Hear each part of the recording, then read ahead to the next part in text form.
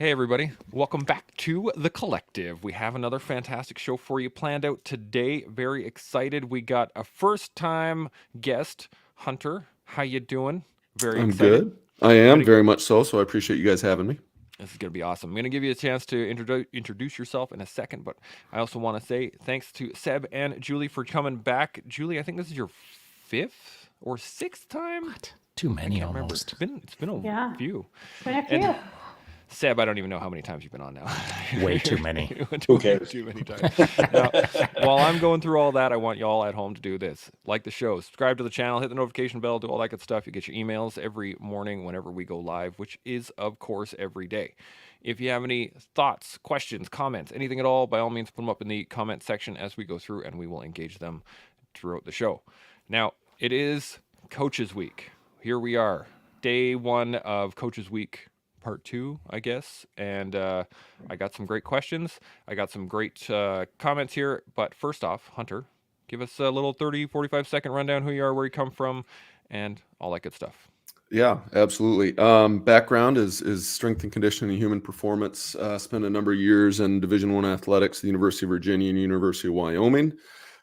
Special operations program started to stand up and was very fortunate to get on the ground of some of that. And so 2011 went out and started working with 1st Special Forces Group. So was up at JBLM for a little over a decade. Absolutely loved it.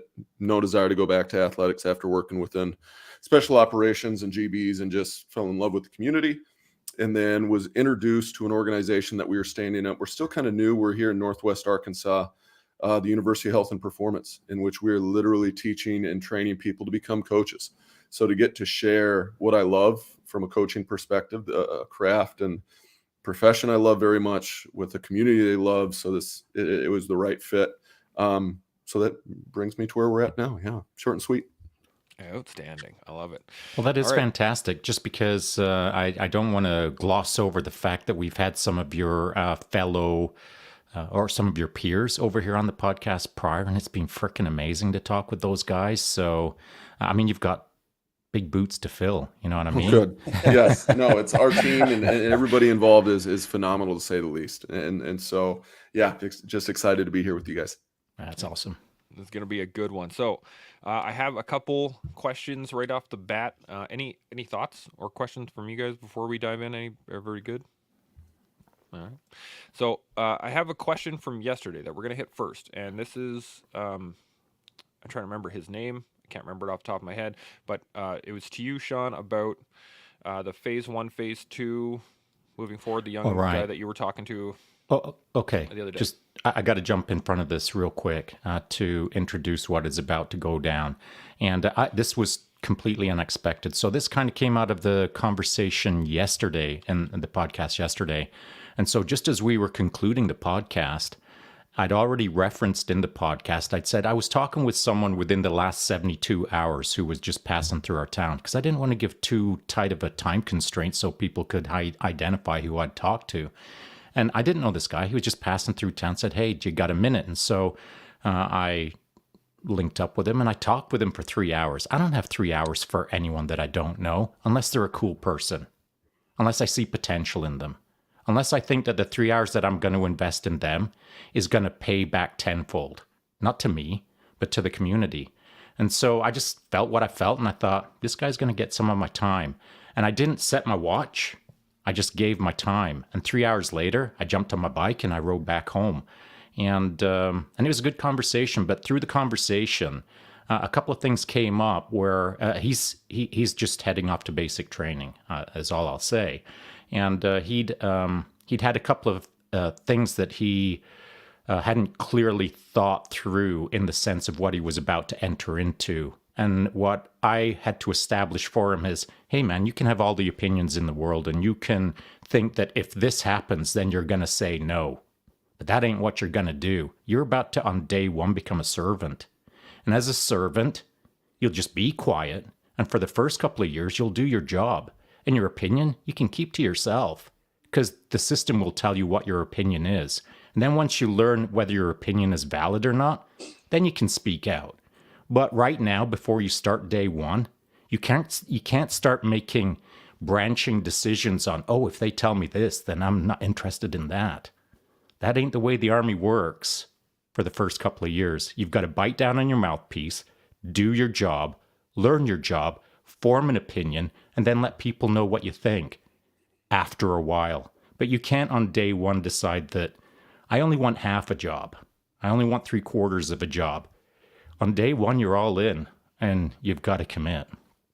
So he jumped into the comments and said what he had to say unexpectedly. And so that's the preamble to this comment. Yeah, thank you for giving us that rundown there. So I only have limited amounts of characters on here, so I'm gonna hit you with the first part, and then I'm gonna show you the second part, which asks the question. So he says, "Good day, gentlemen. For reference, I'm the young man who had the privilege to meet Shaun passing through his town. If I may ask a question regarding the Phase 1 and Phase 2 framework that Shaun had mentioned. The question is, if I'm aware of my lack of mentorship and boundaries in younger years, but now wish to move forward with integrity into Phase 2, what would be important things to consider?" Now, before we, pass this off to the panel, Shaun, do you want to give a brief little overview on the Phase 1, Phase 2 thing that you were talking about? Well, I'll do it a little bit differently. So Phase 1 is just you getting your act together. Phase 2 is applying your opinion. And so there's many ways that I could spin that, but I think we'll keep it that simple for now. Roger that. So in terms of going into Phase 2 is now you have your stuff together and you are starting to push your opinion, I guess, or not push your opinion, but deliver You have your an opinion. You have an opinion. There you go. So if you now have an opinion, you've been there long enough to do something, but you're aware of a lack of mentorship and boundaries. What would be some important things to consider when moving forward from that position? If that makes make sense in the question? Seb, you want to take this one first? Not really. Not really. Okay. Well, Shaun, why don't you answer it first, and then we'll let Sure. everyone else say it. So that is unfair to Seb for sure. So I think basically what we will be talking about here very shortly is that if you show up and if your life hasn't been so organized and so complete and so squared away that when you show up on day one into whatever it is you're about to enter into, well, you've got a whole lot of learning ahead of you. And so how you learn in Phase 1 is, do you decide to learn by yourself and make all of the mistakes, or do you look around you and do you listen to others' opinions and try to learn from them?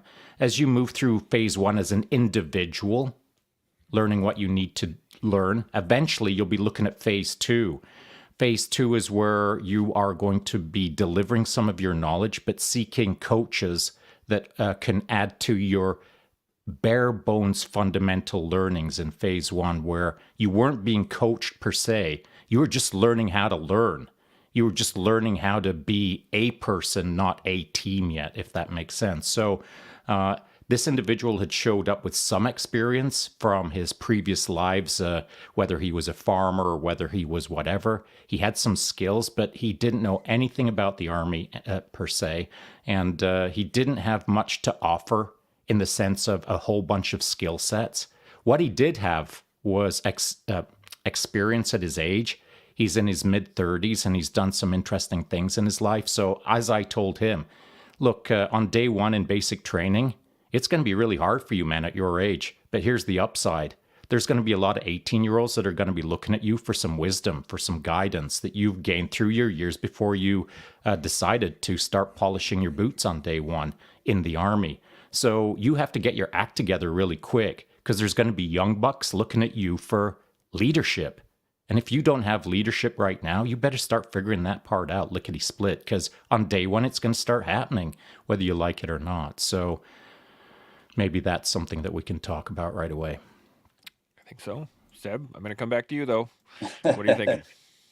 Yeah, that makes a bit more sense now. So, yeah, Shaun is absolutely correct. For me, that Phase 1 would be obviously keep your mouth shut and your ears open, and pay attention to the system, so you're able to navigate the process, but navigate the environment, the culture as well, and where your place fits within that sort of subsystem. It's really interesting when you look at somebody that comes in with experience and unrelated experience, but things that can be bridged over. because they have some life experience and they have some experience that we're able to relate to fighting or sort of reacting to adversity, so to speak. You will see that those 18 and 19-year-old often, especially this current generation, is having a hard time with that. And so for that person to have enough life experience, hopefully, to navigate and to help and to be sort of a beacon within the context of the first phase, and this, moving into the second phase, I think is going to be extremely valuable for him in terms of building some self-awareness and building, sort of self-worth in the context. And so all of those tools that are learned behavior, and all of those tools that he's acquired through experiences will serve dividend, provided that, he's able to sort of bridge that gap with the people that he has around him to help. So yeah, that's my thoughts on that. I like it. Sort of preliminary. Hunter, you got any thoughts on that? Yeah, I think one, taking the life experience into account, but also make sure that you're coming into the new situation, and to be a sponge, to piggyback a little bit of what Shaun said. What do you know? So do you know hard work? Do you know effort? Do you know how to take care of others, and all of those? Yes, those are all skills that you can, carry over to whatever environment you're in. But then recognize, okay, I'm in a new situation. How can I just absorb as much as I can? As I start to progress, who can I wring some of this information out on to help them, to guide them a little bit, still stay in my lane. And then from that integrity standpoint, that Shaun referenced, who are you starting to listen to? Who are you seeking out from that mentorship standpoint? What do you continue to absorb? So my head just goes to the environment that you're in, and just really being humble enough to understand what you know, what you don't, what you can control from an effort standpoint, from an attitude standpoint, and setting the example. Because yes, people are going to be looking at you. It doesn't matter if you're brand new to that environment. If you're an older individual, people are going to look to you for some sort of wisdom. And what can you carry over, even if you don't know the specific skills, the rules, wherever. It doesn't matter if it's in the military or not. So, yeah. Yeah, absolutely. Julie, what are you thinking? Yeah, I would say to what other people's have already brought up for their points, you want to listen and learn. So you want to sit back and just following up on your whole focus from last week of situational awareness. What is going around in the environment, just being aware of what other people are doing, how they're carrying themselves, how they're reacting to various situations, and see what you can learn from them and pick up, whether it's something that you want to follow in their footsteps, or something perhaps that you feel they're not doing appropriately. So just sit back, listen, and learn from the other people in the situations, and then you can start to think about how you can implement any of those attitudes or strategies in the future when you get to the second phase. And as Hunter said, try to bring some of the other skill sets that you may have from your current experience, whether it's discipline, focus, any of those elements. How can you bring those into your current environment, regardless of whether it's a new situation for you? I like it. I like it a lot. Shaun, you got any other further thoughts on this? Oh boy, I do, and I'm going to regretfully say them because I didn't plan on it. But as this thing's unfolding, it's kind of twitching in the back of my head, and when it's twitching, I feel like I've got to say it, so I'm just going to say it. So, and Seb is aware of this because I'd sent some messaging to Seb just within the last 24 hours. And this is also a notable point of our conversation, that when I send something to someone, when I send something to Seb, it's because I respect his opinion, but I want to pressure test my opinion against what I've just engaged in. So if someone sends me something and I'm about to respond, sometimes I'll reach out to my friends to just check that I'm calibrated properly. And so Seb knows what I'm about to say. But I'm not going to give too many details because I don't want to rat the guy out. So within the last 72 hours, I've had two different individuals contact me to talk about becoming special operators. And so one was, we'll call him 36 years old, and we'll call the other guy 48 years old. So one guy that I talked to, he was hoping to be in special operations by the age of 40. The other individual that contacted me recently, we'll call him 48 years old, he wanted to be in special operations by the time he was 50. And he said, what are my chances on that? And I said, you don't have a freaking chance. I mean, you've got less than a 0.01% chance of being in special operations if you're 48, unless you're freaking mega right now. So are you mega? What have you done? And I'd looked at his Instagram account and I didn't see anything in there of note. But I said to him, hey, listen, maybe I'm missing something here. You're 48 and you want to be in tier 1 by the time you're 50, which is like almost freaking impossible. But maybe you've done a solo circumnavigation of the globe in your canoe. Maybe you've done something rad. Or maybe you're a smoke jumper, or maybe you are a critical care trauma specialist, or maybe you've got a boatload of jumps. Maybe you're an international level shooter. Maybe you are... I just rattled off some fundamentals to be in tier 1, and he hadn't done any of them. But in his mind, he thought that maybe he had a shot at becoming tier 1 in less than 2 years at the age of 48. And so how does a person get to that point where they are unaware of the impossibility of becoming tier 1 in a year and a half, starting at the age of 48, not really knowing too much about anything? Because if you're asking me these questions and you don't already have these answers, chances are you haven't taken it too seriously. Because if you're seriously in the game to try to be tier 1 in a year and a half, you would have done a boatload of things.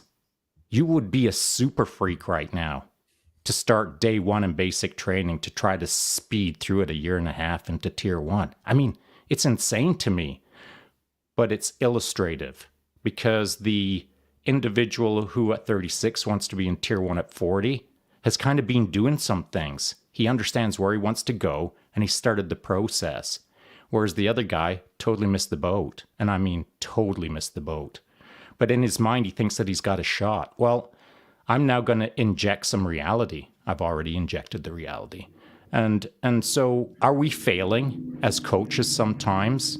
That's why I'm raising this, to help people understand that, and I say it on a fairly regular basis, you can almost do anything in your life. You can achieve anything. You can be anything. But before that, you've actually got to do something. And I think maybe my messaging is being wrong. I talk about action a lot, but maybe I haven't reinforced enough that you cannot be anything that you think you want to be that's amazing in less than a year. I mean, timeline, all of these things take time. And if you want to be amazing in the future, get to work now. So are we not pushing that message enough? That's a question back to the coaches.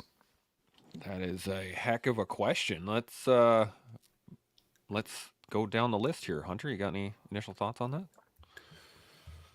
Yeah, how do you inject reality into somebody when it comes to, large skill sets that they're trying to accomplish? I think, having those honest conversations, meeting people where they're at. Okay, this is where you at now, where do you want to go? What's the work that you've gone into that? And then what do they believe, is the path of the work that's going to take place to get them there? And then, it's because I think it can be done without even necessarily you having to be the one that tells them that this isn't possible. It's like, if you still believe it is, here's the tasks that you're going to need to be able to do. Here's the physical challenges, the mental challenges that you're going to come across. What have you done to prepare yourself for these? Or what do you need to do? If your timeline is 18 months, what are you going to be doing in the next 18 months to take you from 0 to 100? And so I think the more information you can gather from where they're at, where they want to go, but empower them to the point of, okay, you need to have some real dialogues in on what it's going to take to get to this point. Are you willing to do that? Because if you're not willing to make specific sacrifices to overcome specific barriers that are in your way, they're going to learn really quick, I think, on their own to do that. That's an interesting thought. Julie, anything on it? Yeah, I mean, it may actually take them, they may need to fail to learn that what their goal is not realistic. So you do have to push the message and have that direct and open feedback. If somebody, for example, for myself as a cycling coach, if somebody has a race, they want to do a 24-hour solo race in less than a year, and the longest race they've done is 3 hours. I mean, it's not going to be realistic for them to achieve that. So they're going to have to put in the work, but they may, perhaps they're going to do a 6 or an 8 hour race, and maybe they're going to fail at that. And then they'll have awareness that, perhaps that's not going to be realistic for them to do that in that time frame. So you'll have to bounce the ideas off them, let them know what is realistic, but then again, they'll have to have ownership for it, and they may have to fail in the process to actually learn that whatever it is that they're trying to achieve is not realistic in that specific time frame, as well pointing them to people who have been in the game that have succeeded, and what has it taken them, how long have they been doing this to actually achieve or be successful in that particular race or role that they want to get into. Yeah, absolutely. Seb, any thoughts? Oh man, there's so much of this. I mean, it comes down to where the wheels are meeting the pavement, right? And you can be a pro, you can be a very good martial artist, you can be very, very in shape, you can be multi-dimensional, you can do all those things. But when you hit the mats, when you hit the cage for the first time, like reality hits and you're like, holy Jesus, this is at least 10 times, harder than it looks. And I think one of the problems that people have when it comes to special operation is there is information out there, but that information is on paper. It's paper information, and that means nothing if you can't contextualize it. And so that person may have experience, in the physical realm. They may have experience being a high-level athlete, those types of things. But it's what they don't know that's the biggest hurdle to what's coming to them. And so it's really difficult to try to convey that, but it's really difficult to try to convey that without killing somebody's dream, because it's important to understand that some people will do things that are seemingly impossible, and they've done that their entire life. And so when they come to you with a plan, they're expecting somebody to negate it from them because they're used to this, and they may have the ability to do it. So it's kind of a fine line. But at the end of the day, those are outliers. They're very far few in between. Whereas, generally speaking, the work has to be done, work that's directly applicable to the context that they're embarking into. What's really interesting with people that have skills that can be crossed over, and for them to have the self-confidence bordering on arrogance almost on how they're going to perform in a set environment is the fact that they perhaps never fail at anything, right? Everything they've ever done, everything they've ever embarked on, they were successful. But we're seeing in the special operation world, whether it's here or in any other countries, where varsity, polo freaking champions and all these guys are coming in, and within 15 minutes of selection starting, they're gone. Because there's a whole bunch of other things that they're not used to, such as losing control over the events, not knowing what's coming next, like all of those things. So for me, it comes down to, and this is the same route we want to head down before embarking in a career in law enforcement, before embarking in careers as an ambulance attendant or whoever, to understand as much as you can what you're about to engage into, so that you can sort of measure against as you are negotiating these things.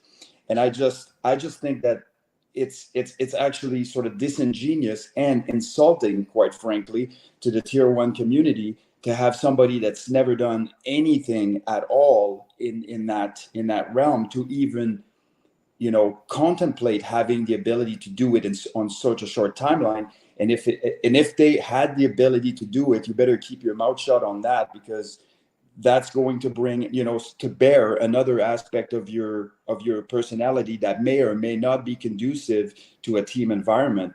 So you have to be very sort of realistic and measured with that. As a coach, though, I think having the the conversation straight up is critical. And Shaun, I do believe that sometimes as leaders or as coaches, we lack the internal fortitude or the guts, so to speak, to want to engage in these conversations and really let them have it, because somehow we want to believe that all dreams can come true if you put enough work. And to a certain extent, there's some truth to that. But yeah, having those conversations is critical. And if somebody hears all the words and really grasp the concept that we're pushing as coaches, perhaps they have it in them to do the opposite, to be contrarian and be able to do the things that we're telling them they can't do. So either way they win, because they get the outcome that they desired without, whether or not you told them that they could or couldn't. It really doesn't change anything. I like that. I like that a lot. It's a win-win. Either they get their dreams smashed, or they hit it. It is. Though there is a little twist to this, and Seb already knows this because we already talked about it. He's thrown some ideas out there as part of the conversation, no doubt about it. But the individual who wanted to become amazing in a year and a half, certainly has never lived in a swamp for a weekend. Which I would say, dude, as soon as you send me that message, here's my reply. Now go live in a swamp for a weekend. Take photos of it. Send them to me every half hour to make sure that you're in the swamp every minute of that time. And then when you go back to your house on Monday morning, like at about 04:30 hours, and you're taking that shower, drop me a line and let me know what you think about becoming Tier 1. Because Tier 1 ain't all sexy, boy. It's a lot of hard work. And the stuff that people see on posters, well, that's called recruiting. But the stuff that you don't see on posters, the hellacious stuff, that's the stuff that people don't pursue in their spare time. They don't pursue in their casual idea of I'd like to be in Tier 1. The really, really, really, really hard stuff that isn't on posters is the really, really, really, really hard stuff that people have to do to get a sense of whether they want to be in that game or not. And it's not a game for everyone. In fact, it's a game for very few. And so in order to understand that, before you decide that you're going to sign on the dotted line called basic training, go live in a swamp for a weekend. The other thing I'd like to add is this, that as Seb and I were talking about offline, and that is, unlike coaching with an athlete or coaching someone in a corporate setting to become a better CEO or whatever the case is, one interesting fact about the military, and particularly Tier 1, is these slots are much sought after. They're hard to come by. And if you're so lucky, and I mean lucky, to be privileged enough to earn a slot to try out on day 1 to see if you'll last long enough to make it through selection, well, that is a freaking privilege. And if you don't have your act together on day 1 and you blow a slot because you're a goof, well, that slot's gone. And that slot has a cost. Someone else could have been in that slot. The directing staff that are running selection don't have time to teach mediocrity. So now you're wasting the directing staff's time. The large institution wrapped around your efforts or non-efforts, the institution called CANSOFCOM, they're burning dollars to fly you out there to not be in the game. And so if you don't have your act together on day 1 of the slot, well, it's not just you that's paying the price. The system is paying the price. So ask yourself this. Are you in the game to try to win for you, or are you in the game to try to win for the team? And if you're in the game to try to win for the team, then before you cross the start line in anything, you must always pause, 2, 3, to consider how much more you can do, 2, 3, to become better for the team before you start on anything. Because it ain't about you in the military. It's about the team. So you have to change your mindset on these kind of individual pursuits. It's not an individual game in the military. That is the truth. Any Any other thoughts on that before we move on here? Just one quick one here. I think what I'm seeing and what I've seen through my conversation with Shaun and some of the people that have reached into me even is oftentimes I'm getting the perception that people want to do it as a challenge to themselves. That the purpose behind them wanting to sign up is to say, I was able to do something that's extremely difficult, that has a high attrition rate, that not many people do.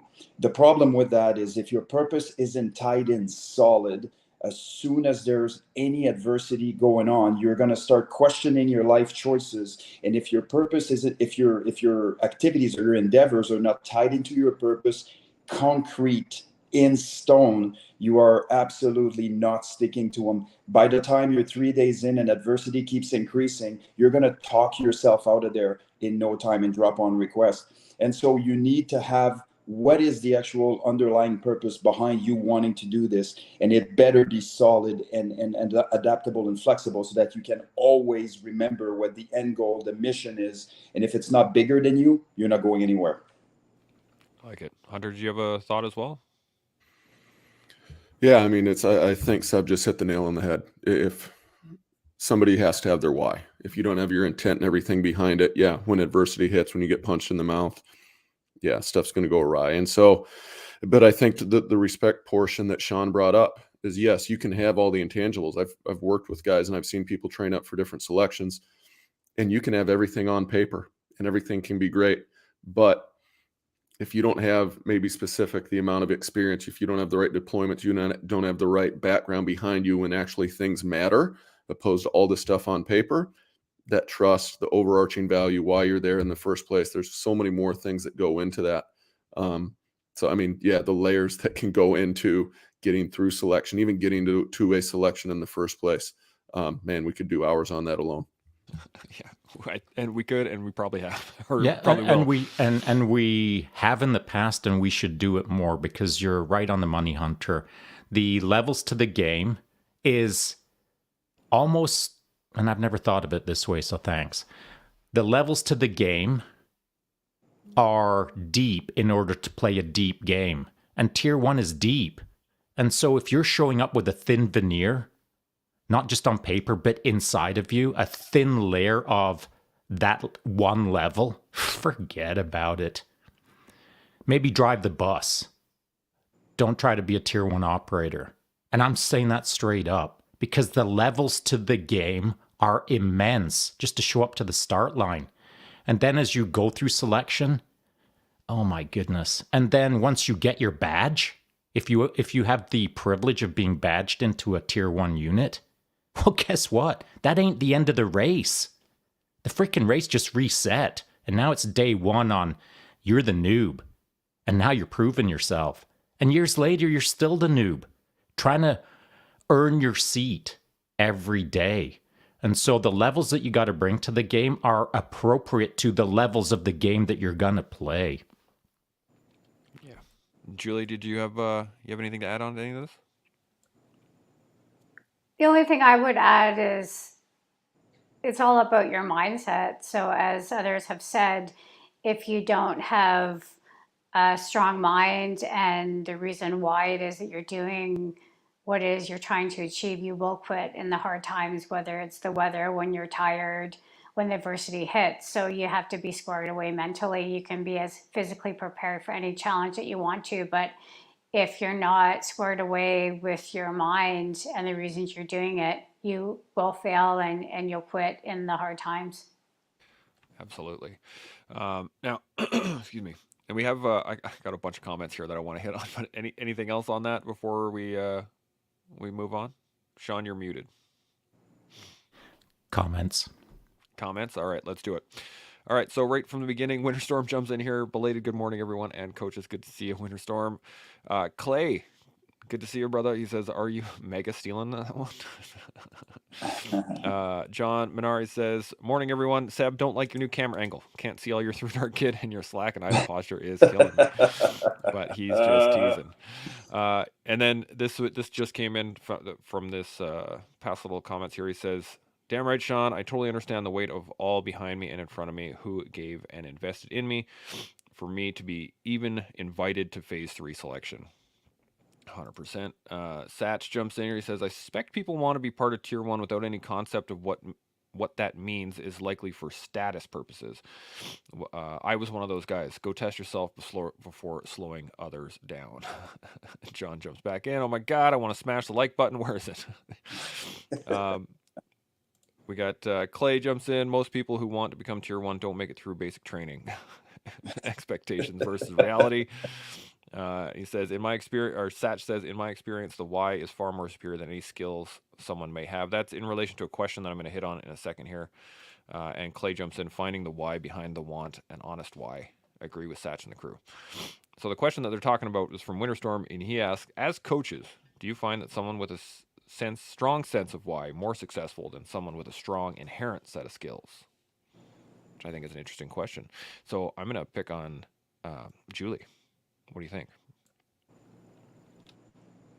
I would say for sure, I would think so. If, as I just said previously, if you don't have your strong why, your mindset why you're doing something, at some point, if your body breaks down, doesn't matter how strong you are physically, or if you don't have the mental capacity, then I think you're going to quit, as we've all said before. So you need to have, and also too, if it's inherent in terms of if he's getting at, you're a natural at the sport or whatever it is you're trying to achieve, and it comes easy to you, you're not going to be as strong as someone who has the mental capacity. They will do better and rise to the occasion if they're more stronger from a mental aspect than a physical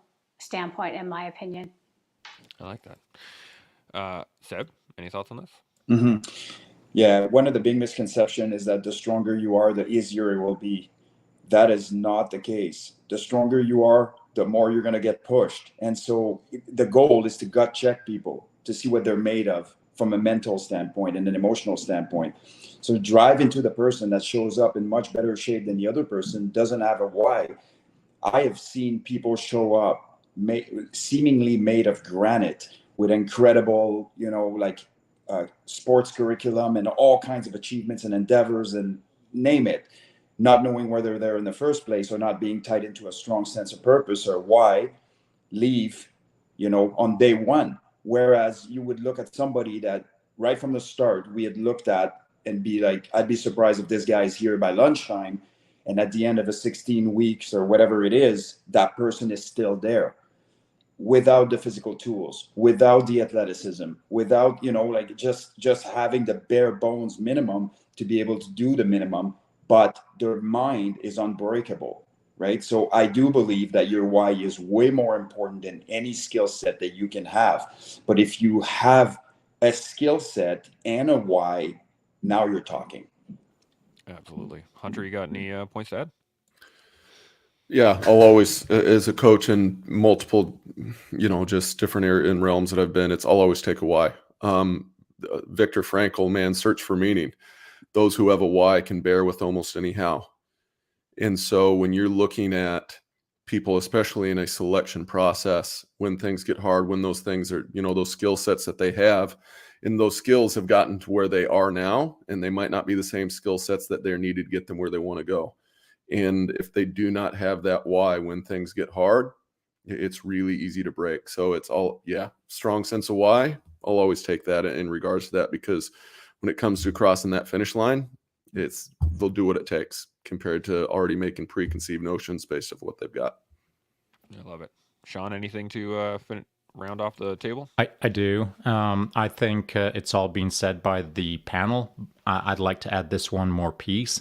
It is even if, and I'm now going to refer to the 15 years of high-performance race coaching that I did. When Julie was one of my athletes, and Julie, I think, can confirm this, that you can have a really strong why.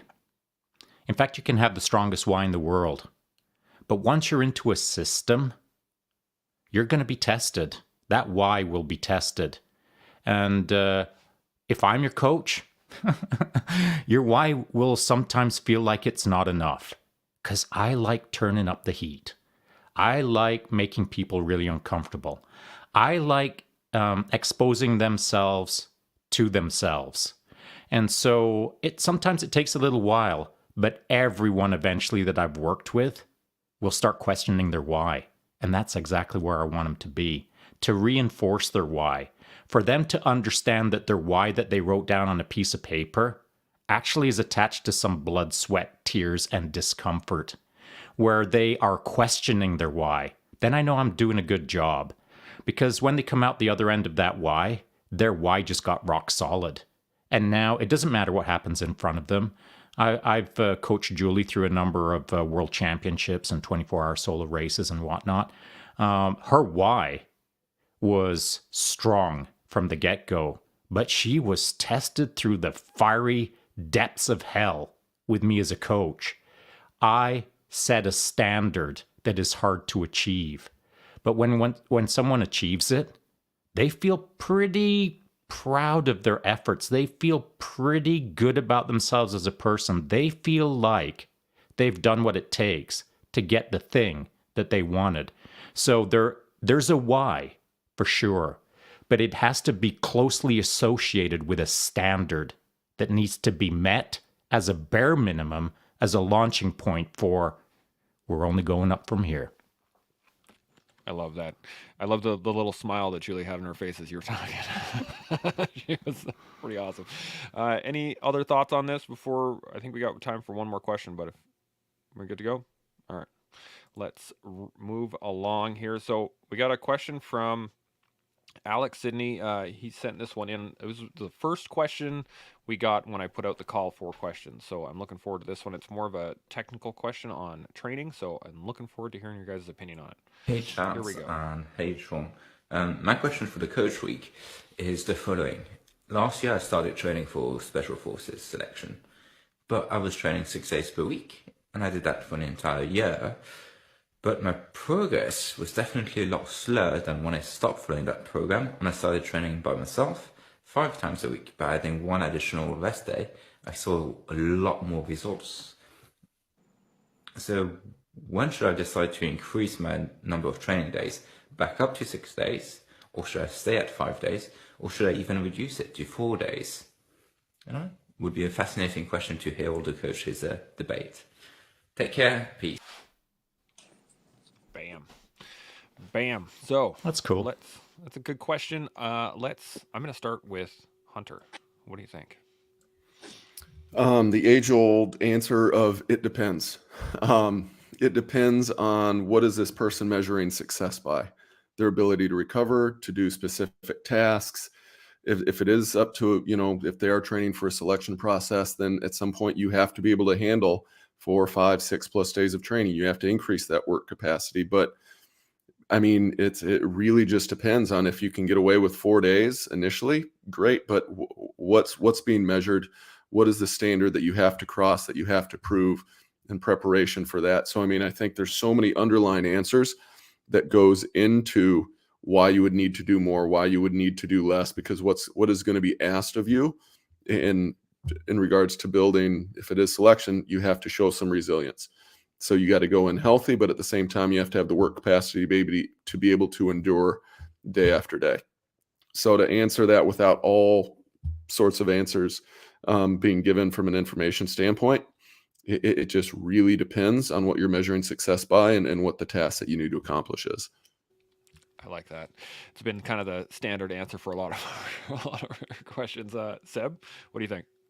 Yeah, I mean, I'll echo what Hunter just said. I mean, we don't know anything really. I mean, is there periodization involved in this? Is there anything because if there is, then it's normal that at some point you feel like you're underworking, but that's going to be, it serves a purpose, and eventually you'll be picking up the pace and your body will be able to keep up with the demand. You'll have the sort of the physical capabilities to do what will be required of you later. But I think one of the biggest mistakes that people make is they want to be at the outcome in the first week of training. They want to look at themselves in the mirror and understand that they're capable of doing the things that they will be asked to do. Because when they do that, it releases their central nervous system. It releases some stress. It's obvious that if I already know that I can reach a certain elevated standard, my stress level will go down. And so that makes me feel good. There's dopamine hits associated with this and everything. So it's a dangerous slope. You need to, if you engage with somebody that is a professional at creating what you are after, and you sought them out for a reason, why are you revamping what's happening? If you have to do any revamping, do the revamping with that coach. Have the conversation about, your specific sort of circumstances and some of the things that perhaps, you feel about the program that you're engaged in. And if that's the case, and if there's something that can be done to make it better without changing the outcome, the professional that you are hired to do it in the first place should be involved in that process in a collaborative way. I'd be very careful with, I know what I can do and the coach doesn't know what I can do, therefore I'm going to do it my way. So why did you seek help in the first place? If the answer is you know everything, then you don't need help, right? And I'm not saying that this gentleman here would obviously acting like this or have this sort of mindset, but we see it very, very often. So sometimes working a little less is contributing to the mission and to the outcome that you desire, because there is a method to the madness. I like it. Julie, any thoughts on this? I agree. I like where Seb was going with that. Work with the expert. If you did seek out this individual, it was probably for a reason, but it is a two-way street. So if you've hired a coach, then talk about the process, what's coming up, the reasoning behind it. I used to do this with Shaun all the time. Where are we going, or what's happening next? Why? Typically it was like, why aren't you giving me more work to do? Because I was an overachiever. So, why aren't I not doing more hours this week? Or why is this taper so long? Let's, get to work. So you have to have those reasons. And there's a method to the madness, as Seb said. There's a reason why the programming is designed the way it is. It's to get the proper, you need to push those limits, get right onto the edge, and then you need to rest and absorb the workload. So there's reasoning behind it. And for this individual, as the rest of the panel has said, it depends. There's so many factors, but the bottom line is you do need to push yourself and replicate what you'll experience in selection, or whatever it is that you're trying to achieve. You need to replicate that adversity and that workload, but then there's a balance between that and the rest and the recovery. So you're not pushing too hard that you get injured or you're getting ill. So there's a balance with that. And again, there's a lot of other factors that could come into play with this individual. Absolutely. Shaun, any points to add? I do. And Hunter set the stage very well, I might add. Hard to add anything to what he just said. But Seb did build on it, which again, is almost impossible to follow. Julie freaking coming in. So now that leaves me with like almost nothing left to say. But I will say this, that as I watched the video, here's what I saw. I saw a guy who went through a program, we'll call it 5 days a week or whatever the case, 6 days a week. And then he was getting a bit tired and he dialed it back on his own program and he's starting to feel a little bit better. And maybe that was a good call, maybe it wasn't. I'm not here to debate that. What I am interested in is his comparison between the two, his coached and his self-coached. He's maybe feeling a little bit better as a self-coached individual now. Maybe he's getting better sleep. Maybe he's not as achy. Maybe he's et cetera, whatever. But that first phase where he was feeling the heat, well, good.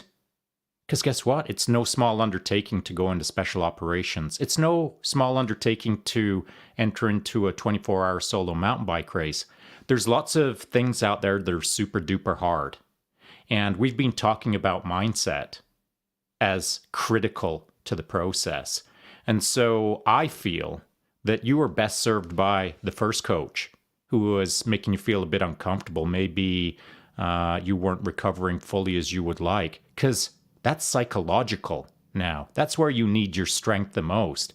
If you're feeling tired, achy, and a little sleepy and a little hungry and a little disillusioned, good.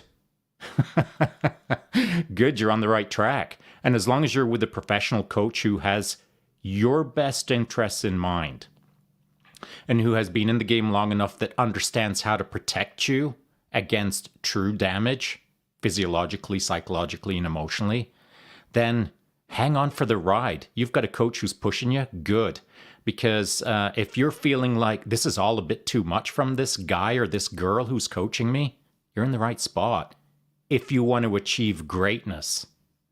And that is a thing, man. Like, how much are we all willing to push ourselves to achieve the things that we have identified as extraordinary? And sometimes it's really uncomfortable. And sometimes that's exactly what you need. So as long as the coach is looking after your health and safety to some degree, then I'd consider going back to that first coach and saying, hey, would you take me back on? I like that. That's a great answer. I got from the whole panel. It's fantastic. Any other thoughts on that, or you guys good to go? I got another question here. All right, cool. Everybody good? So, Alex, there's your answer. Or Max, sorry, Max Sydney. There's your answer. And looking forward to getting hit us back if you got more questions. By all means, we'll add them up throughout the week. So here's the next one from excuse me. Hey collective and coaches, Nathan with you from The Quiet Professional. My question for the group is, what advice would you afford a potential leader or someone you see as the future of their organization that has a strong establishment or a rigid structure where new ideas don't usually come from the bottom? How can they stand out without getting cut down?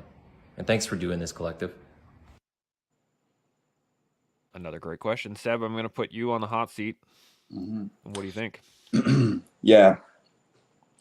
Sometimes what you can do is less important than how you're doing it.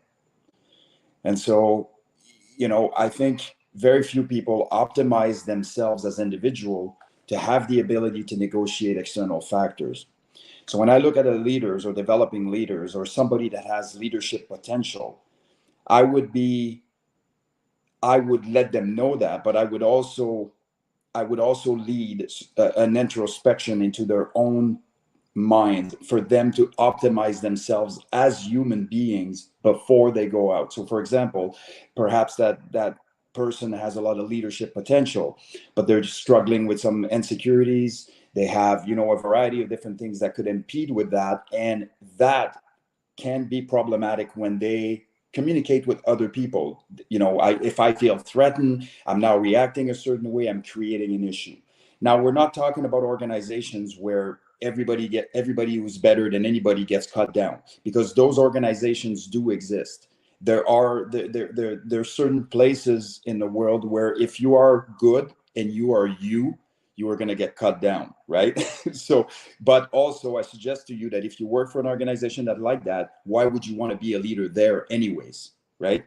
So I digress on that piece, but it's good to recognize that somebody has leadership potential, that they have the ability potentially to be a solid leader in the context of an organization. Now the question is, have they optimized themselves, or what can they do to optimize themselves so that they can actually reach the end goal without ruffling all the feathers, going head to head with everybody and have no idea how they're supposed to deliver the message.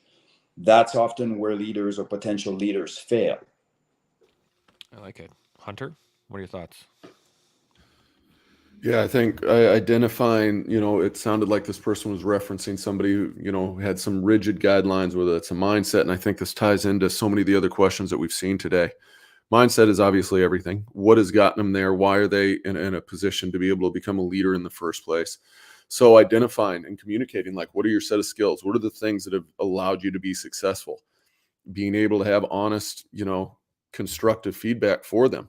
Okay, if these are the things that have gotten you here, what are areas that you can improve upon? To Seb's point, as far as where can you grow? What are areas that, to allow you to, be successful to the others around you?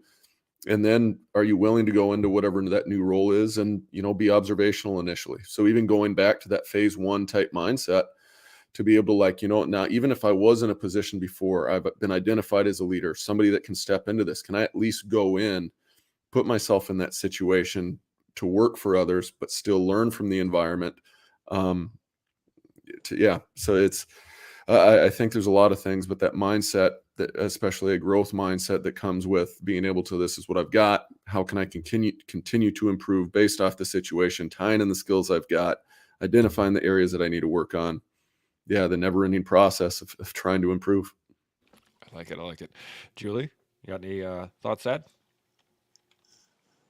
Following back up to what Hunter said and what we've said previously, it's all about the mindset, being open to learning new things and having that situational awareness of what other people are doing, how are they doing it well, how can you improve and approve as a leader. And then to Sep's point, if you are in that environment, why are you there if it's something where you're being put down? So then just reassessing why you're there, and perhaps you are in the wrong environment if that's occurring. Yeah, absolutely. Shaun, you want to round us off here? Yeah, sure. I'll bring it back to the coaching sort of aspect as coaches rather than someone who's being coached. For us as coaches, I think it's important that we get excited about what we are. Like, if I see someone with potential, and if we're talking about leadership now as the example, as Nathan threw out there, I think loosely establishing maybe 1/3 of us are natural leaders and 2/3 are created leaders. And by us, I mean like on the planet, not just Shaun and his friends. You can see it out on the playground when kids are like 7, 8, 9 years old. You can see the natural leaders bubbling up to the top in all sorts of small ways. And that carries on through their lives. And they will maybe turn out to be a great leader as long as they were surrounded by great coaches. And that's the rub.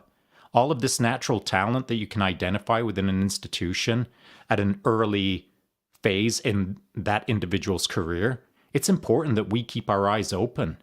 We're as either leaders or as coaches, part of our job is to identify excellence so that we can build it into excellence, to either supersede our position or at least at the bare minimum to replace our position.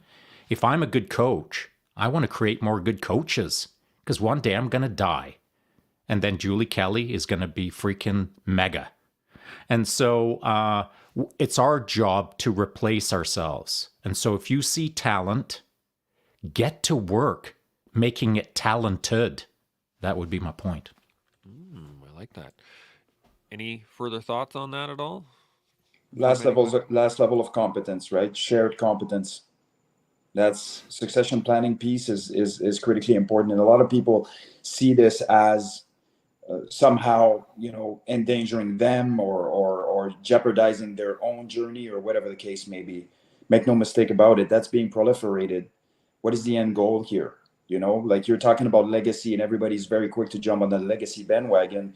Well, this is an opportunity to do that without necessarily, if you don't care who gets the credit, you're not worried about it. But for you, when you look in the mirror, in terms of accomplishment, that succession planning piece is a critical part of that. Yeah, absolutely. I was thinking about this as you guys were talking, and one of the major mistakes that I made when I was in the military, when I got promoted into a leadership role, I was used to my environment. Like I was in the same regiment, I was with the same guys, and so I didn't really change anything, which was affected negatively the people around me because I was still just doing me. I wasn't adapting or learning anything new. And it wasn't until I moved to I got posted somewhere else where my mindset shifted into, I'm in a new place. I need to be here. I need to be open. I need to learn, rather than where I was before. I was in the same position with the same people. And I didn't change my mindset from one of the guys to now I'm in a leadership role and wanting to learn more. I was just stuck in that. Well, I already know what I'm doing here. I'm here. Nothing changed. But it was the physical movement for me that allowed me to change my mindset. Let me rephrase allowed. I changed my mindset because I moved physically, whereas all I needed to do was change my mindset back then. So little tidbit for me. Now, we are running short on time here. I do really appreciate the conversation. I think we hit a lot of really great points here. We have another question in the comment thing, but I'm going to push that for tomorrow. So, Daniel, I see your question. I'm going to push that into tomorrow with the coaches there. We're going to get some final thoughts here before we shut down for the day. So, Julie, I'm going to start with you. Any final thoughts on anything we've gone over so far? Well, we did cover a lot, so it's kind of hard to wrap it up. But I would say, as a coach, following up on Shaun's point, share your knowledge with others so you can help them grow, whether they're going to step into your role, as I did with Shaun, or just to make them better as an individual. And then as a coach and a leader, always be open to new information, follow people who are doing it right, so you continue to get better for yourself and for the others around you.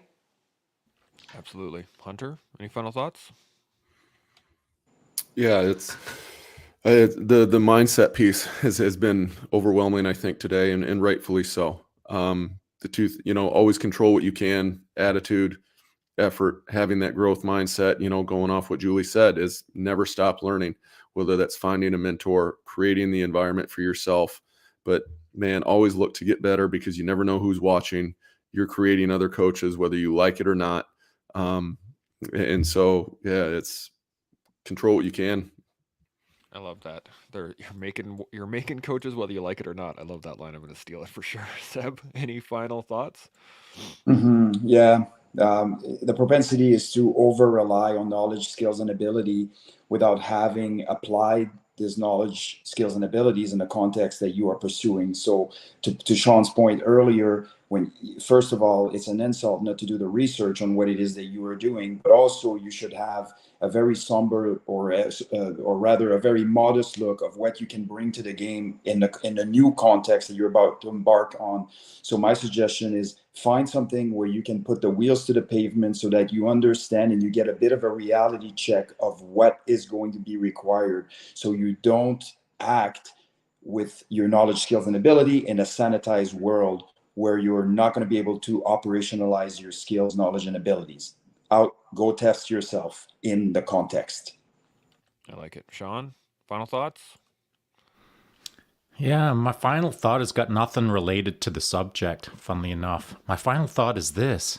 What the hell, man? Where did the hour go? Hey? It's ridiculous. I mean, I need another hour with this panel just for me. Never mind the audience. I mean, I kind of got lost in the conversation, just vibing on what the guest panel was saying. I'm learning over here, so I'm just going to wrap it up with this, that as a coach, as we're talking about coaching on Coaches Week, I learn more than maybe anyone. And so if I can learn, certainly if you're not a coach or you're new to the game of trying to be a better human being, then this is the place to hang out. Because if I'm happy with learning what I learned today, then so should you. 100%. This is one of the reasons I wanted to do a second Coaches Week, was that, like, it was such a level up just listening to not only the questions from the audience, but the answers and all the conversation that was tied into it. This has been, the first one was outstanding. This one I am looking forward to. I'm going to learn so much. It's going to be awesome. And on that note, I can set up another panel. By all means, Shaun, we'll set up another day with the 5 of us, and we'll make sure that we can get some more knowledge from everybody. Now, to all the people that are sending in the questions, really do appreciate it. Keep them coming. If you got more questions, you got more thoughts, by all means, take a video, send it in to us. We will get them up on the show. The people that are commenting on the side, absolutely carry on doing that, because there's some great questions in there as well. So I really do appreciate everybody joining us. It's been fantastic. And as we all continue on Coaches Week to learn, build, and grow, you get to hang out with us every day on The Collective. We'll see you tomorrow. GMO.